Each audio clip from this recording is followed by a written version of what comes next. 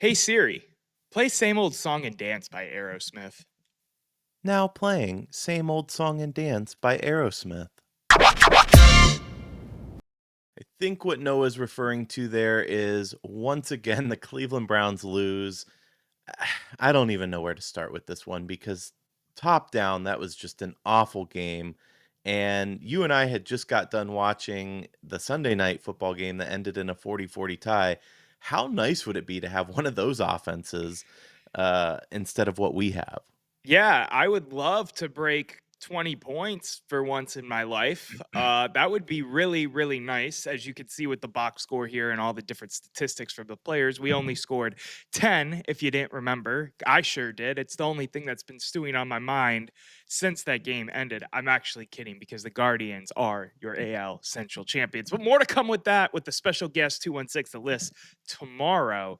Erik, I'm annoyed because it's the same old song and dance. It's the same issues, even in the Green Bay win last week, even with a good looking game against the Cincinnati Bengals. It is the same issues for this Cleveland Browns team and this Cleveland Browns roster.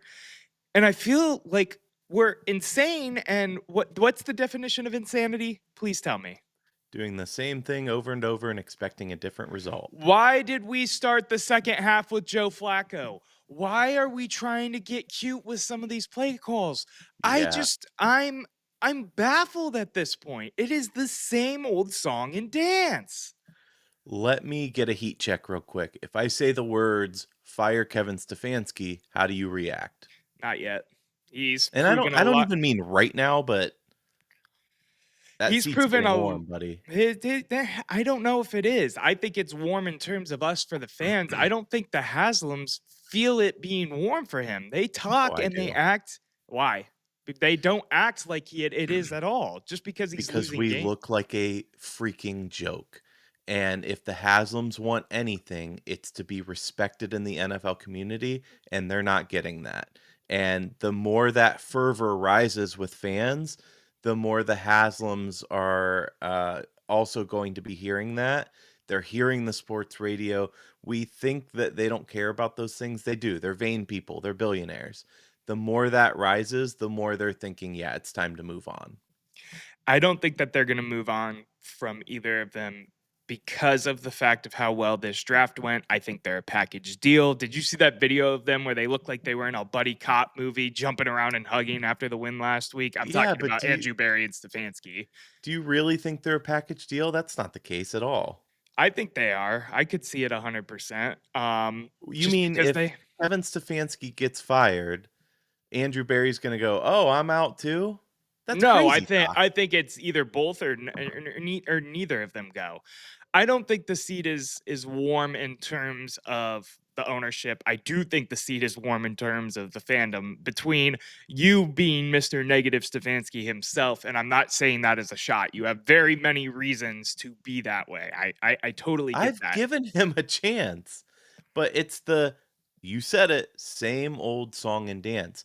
You texted me today something that as a Stefanski fan, or you've been a Stefanski fan or backer anyway, after that first drive, you said, "Well, was it just scripted or what's next?"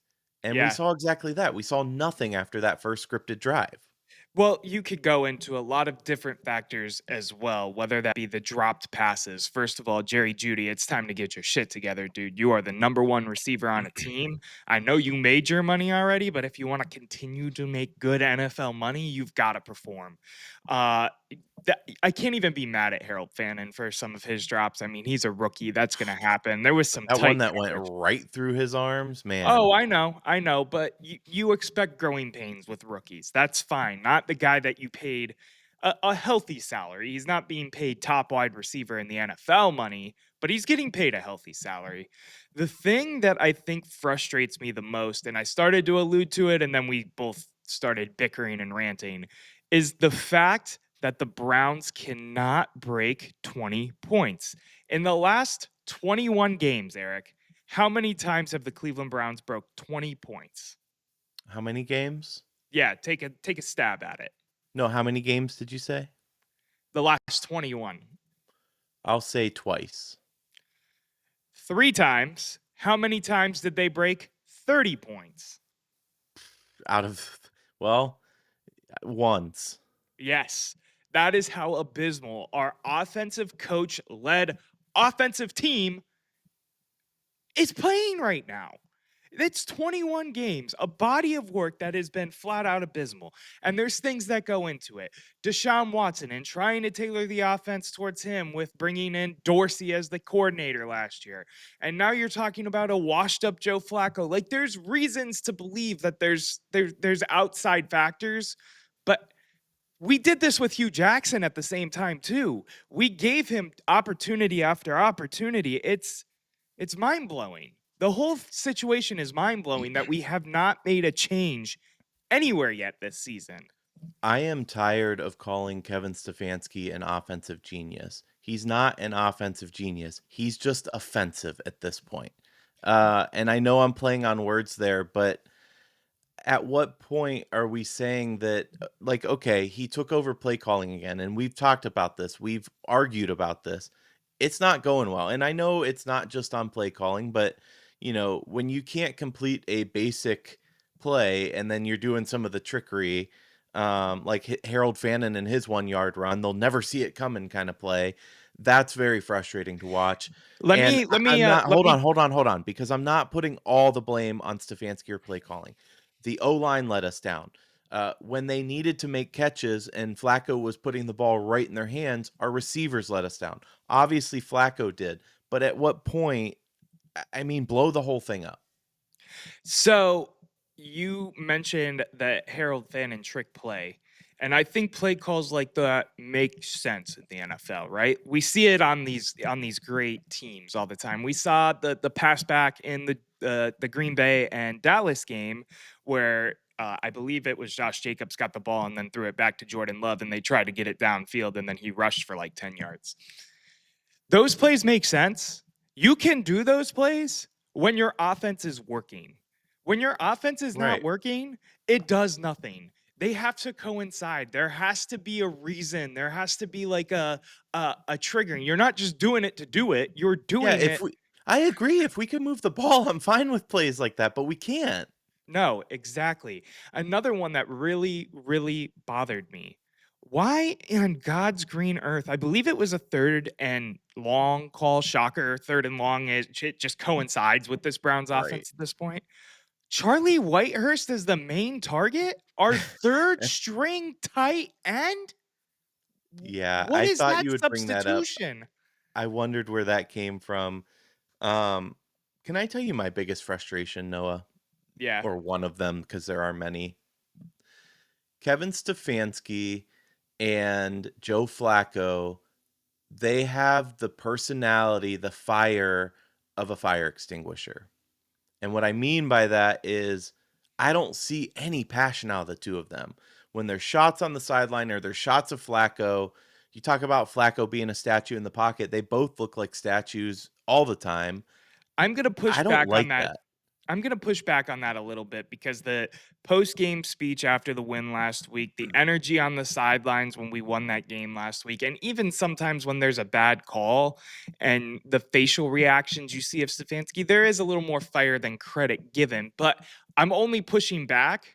But we get that one in, or I'm sorry, 4 times in every 24 games.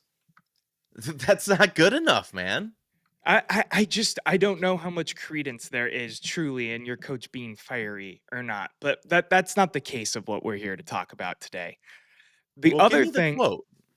that Let's quote, you want the quote? Yeah, This let's talk one? about the Stefanski coach, because Kevin Stefanski said, when asked if he's considering a QB change after this game, he said, "That's not our focus. We didn't do enough on offense." What the hell's your focus then? So I Come agree with on. you because that quote is horrible. It is horrible misdirection. It is the stereotypical Kevin Stefanski, I'm brushing off your question and I don't want to answer it right now type of answer. Last We've week when gotta they do better. I've gotta do better. I'm so sick of that, man. Last week, when we had the same question asked to Kevin Stefanski about one Joe Flacco and if he was going to start, he said, no, Flacco's our starter. He gave a non-answer there, which in True. Kevin Stefanski language, it means it might mean something. The fact that Kevin Stefanski language is a thing right now when we are a 1-3 football team who has been blown out twice and our offense looks like what it looks like, wrap it up, bro. You said not to fire Stefanski yet. I just want to play devil's advocate real quick. Why not fire him? Let Schwartz continue the rest of the season. Let Tommy Reese loose as OC and see what happens. Because at this point, what we've seen, we have an elite defense. We have an offense that I got to tell you, at some point today, I thought, why not see what Deshaun Watson has left in the tank? Because at this point, like, who cares? We're not making the playoffs. We're not sniffing the division. None of the football that we're going to be playing really matters. So why not experiment and just see what happens? So I think we're doing a little bit of a roller coaster at the same time. And don't get me wrong, I'm completely frustrated in today's outcome and how the offense looked and how stagnant we are in the same ideas. But we are still only 4 games into the season in a stretch that we should have gone 0-4. We got one. We're going on to Minnesota in London Well, we should be this 2 and weekend. 2 to be fair. Well, I get what you're saying, We or could 1 and 3 then. the point of what I'm saying, and you're leaning into it now with what you're saying back to me, is we're being a little knee jerky here to say we don't know what they're going to do yet, and this, that, and the third. When they pulled out a gritty win against a Green Bay team, they had no business to be. Listen, I Not am because of not our offense. okay. I am not claiming that the Cleveland Browns are a playoff team, but it is still only 4 weeks into the NFL season. We haven't played Dylan Gabriel yet. We haven't played Shador Sanders yet. I think that's coming this week. That's gonna be my Listen to bold you. prediction. What? You're saying let's not be hasty. We haven't played the 2 rookies. I mean, come on. The season is a loss. We can write it off already. I've seen enough. But last week, that wasn't your tone, Eric. It's just one loss. The offense didn't look good last week either. That's what I'm saying. There has been no improvement week to week of this offense. Yes, we have an elite defense. Today, little more yards allowed, but they allowed only 277 yards from the Lions, 109 rushing, 168 passing. 168 passing. That's pretty elite. Um, and the Lions have a really good run offense. We've talked about it. That's still pretty good, holding them to 109, but they can't stay off the field. Like, No. what do you think will change in the next 13 weeks that's going to change your mind about anything? Hopefully the quarterback, man, because Joe Flacco, for example, you were listing off some stats. You want a great one from today? Yeah, what's that? Joe Flacco's QBR, Do 12.3. 12.3. you see where his passer rating was lower than Dylan Gabriel's, who had one pass, which was an incompletion, by the way, and he Yeah. had a higher passer rating than Joe Flacco? Yeah, Flacco's got to go, obviously. That's step one.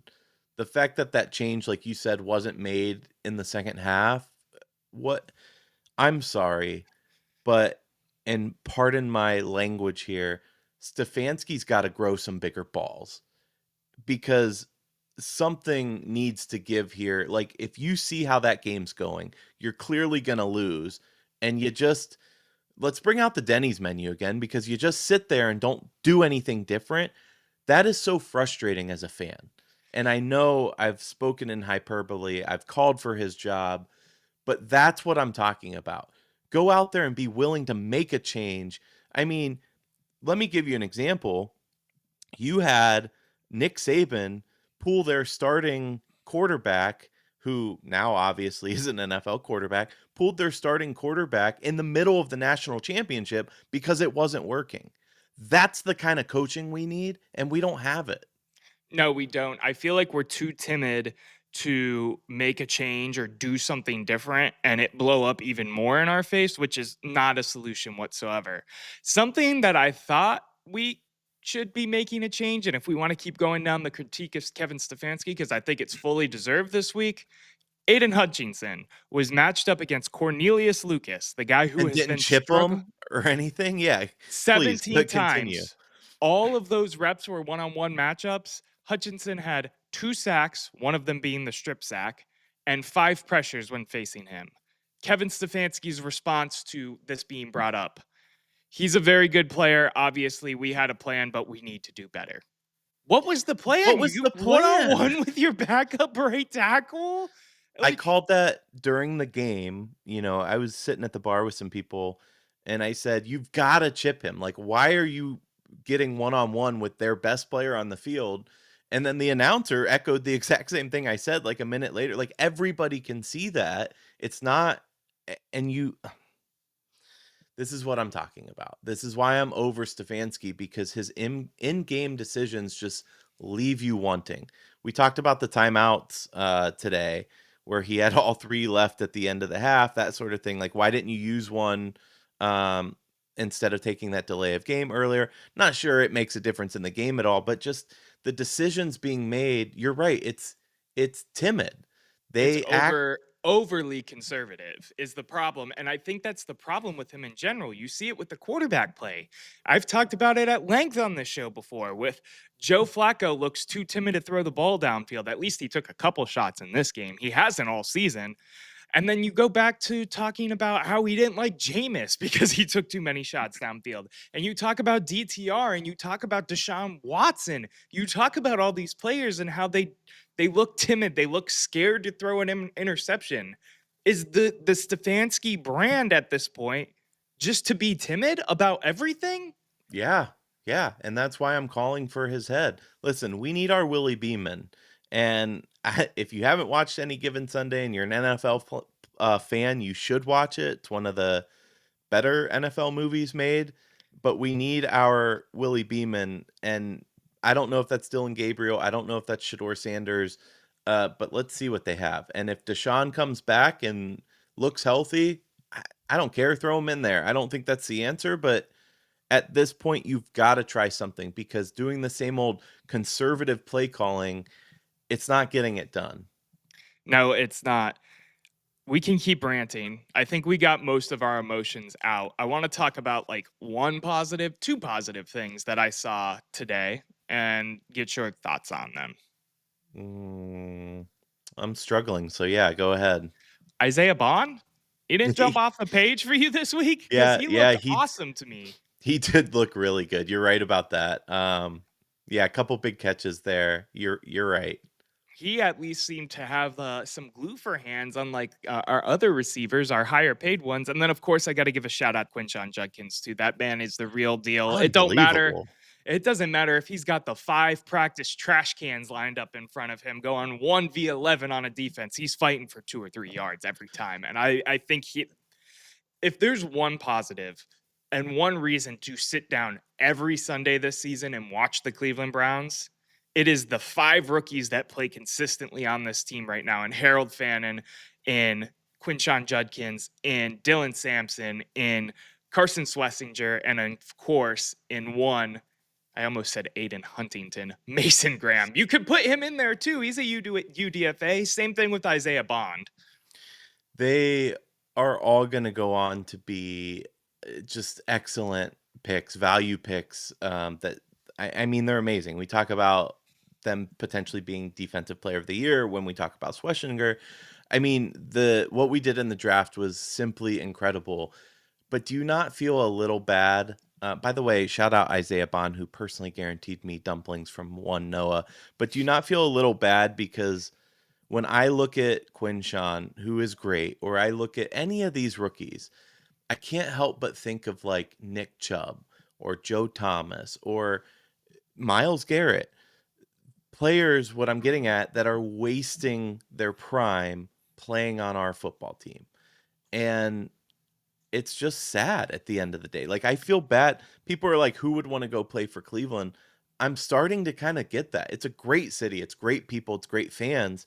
But why would you ever want to come play for this organization right now? Right now, there's no answer. Uh, it's sad, but it's true. We had a peak. We looked good. We added some players, and then we had a immature quarterback that beefed with our head coach and he went to the wayside, and then you sold your soul to the devil and that didn't work out. And now here we are looking at a team that we love. We bleed the brown and orange, but what is there to root for right now? Until this offense looks different, until the defense gets the complementary football that it deserves, it's just going to continue to be frustrating. Now that said, I do feel more confident going into the next couple weeks of the season because we play a much easier schedule compared to the Yeah. first 4 games. Obviously, the Steelers are going to be a rough one. They won today in Dublin, and we never do good when we go to Pittsburgh, aside from apparently in the playoffs. But we do have some easier matchups moving forward that could help, push the momentum forward in a positive way. I'm not talking a playoff way, just a positive way for the Cleveland Browns this year. I want to ask you something because when we're talking about the players here, do you feel like we're missing a Jarvis Landry culture guy? No, and my only reason I say that is because I really truly think Myles Garrett has stepped up into the role this year. I alluded to it with you off camera about listening to some of him talking mic'd up or off the Yeah. field and how he's really stepping into that role and like getting the defense and getting the team together. Like we are not giving up. Um, I don't. And I don't know if you saw before this game too, they were all running with the slogan, if we do our jobs, we win. Like Jerry Judy was wearing a shirt with all of I forget, like Greg Newsom's on it and Okay. Quinshawn's on it and Brown's gear. So I think it's strange because I still have a lot of faith in the culture of what's going on right now. Like it's frustrating on the field product wise, but it seems like everyone is still super bought into the Kevin Stefanski message. So no, I don't think we need a Jarvis Landry culture guy because I think the culture is doing pretty well, all things considered, which is a complete polar opposite to how we've been talking this whole show. But we'll see what happens this week too. Another bad loss like that could shift things. Yeah, and I don't disagree. I think you're right about Miles, and I think the guy on the offense that I've seen it from even early is Quinshon Judkins. Yeah. He's instilled some of that, and forgive me, my fandom's gonna cross here, but he's instilled some of that Ohio State culture into this Browns team. No, for Um, sure. and I can't imagine how difficult it is for somebody like that to go from a program that all they do is win, and obviously just came off the high of winning a national championship, to then a Browns team that they're struggling. Yeah. But like you said, he was a lone spark or one of a few. He is just different. We've found our new Nick Chubb, and I know you probably think that sounds blasphemous to say, but he's the guy, and I hope we continue. Um, I hope he stays injury free, and I hope he continues to play for this team because, man, he's special.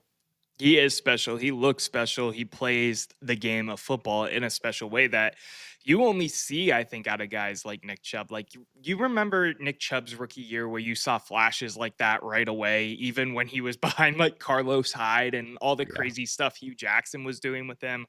Um, Jeez. I really think they got a guy with Quinshon Judkins, and I say see it week in week out. Half a week of practice, no training camp. It doesn't matter. This guy is a baller.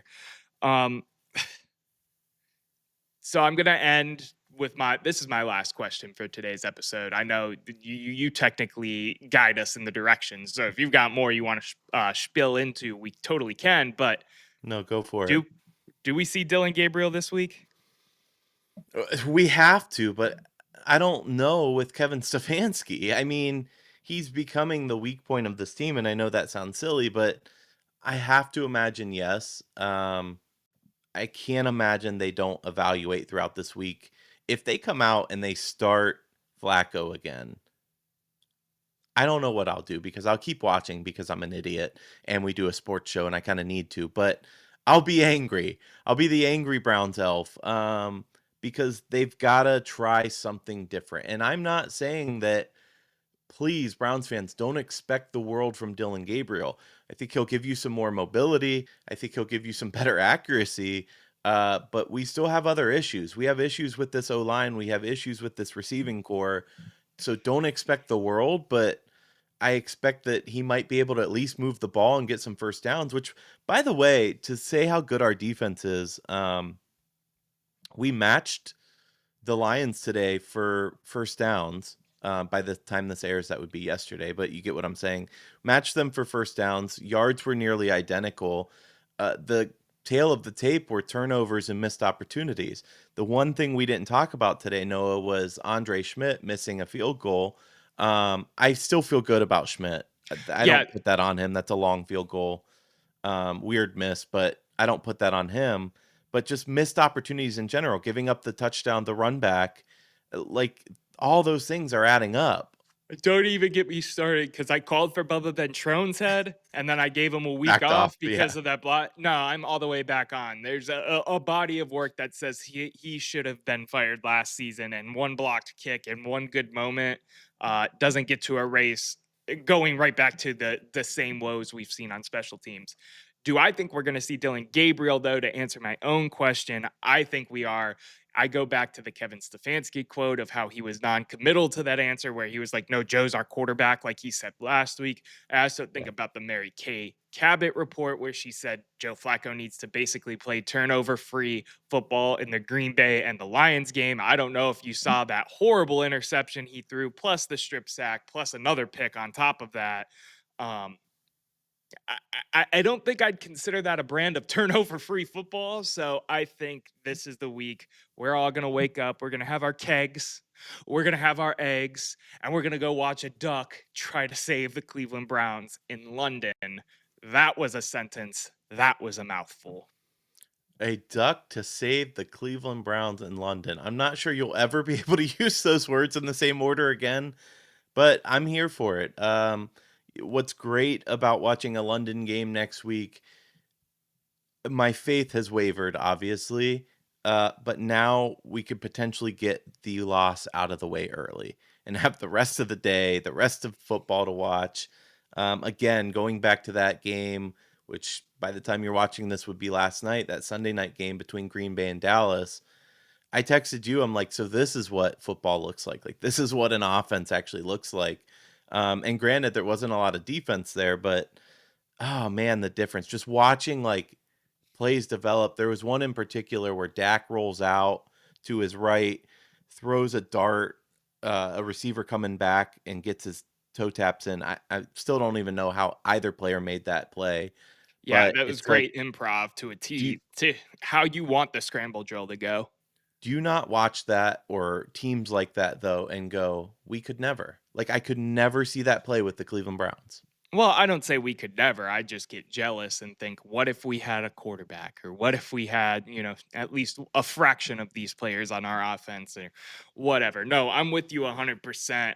Um, at least there's good football around to watch as well. And then when the Browns get their win here and there, we can still come on and celebrate, I guess. I don't know. It's a frustrating loss because even though the score of 37-10, I believe it was, uh, does not show a game that we could have won. We could have won this game. Just like I feel like 34-10. 34-10. Just like I felt like we could have won Baltimore if we played a little bit differently on offense. Just like I feel like we could have won Cincinnati. That's the most frustrating thing about this Cleveland Browns team right now is they've had opportunities. It wasn't like we just got smacked. We've had opportunities to win every game that we've lost this year, to varying degrees, and we haven't because our offense is that bad, because our special teams is that bad, because we are letting down a superstar face of the franchise player in Miles Garrett down week in and week out. And dare I say, I don't blame his trade request because, man, it, what are we doing? We also have a giveaway, Noah, that is ending soon. Yeah, this is tomorrow is the last day to enter. So subscribe to At the Office, leave a comment, be entered to win a Browns jersey of your choice. Any player, we'll get it for you. We'll send it to your door. And all you got to do is subscribe here on the page and leave a comment. All right. Well, the debate never ends, but the show does for now. We'll see you next time.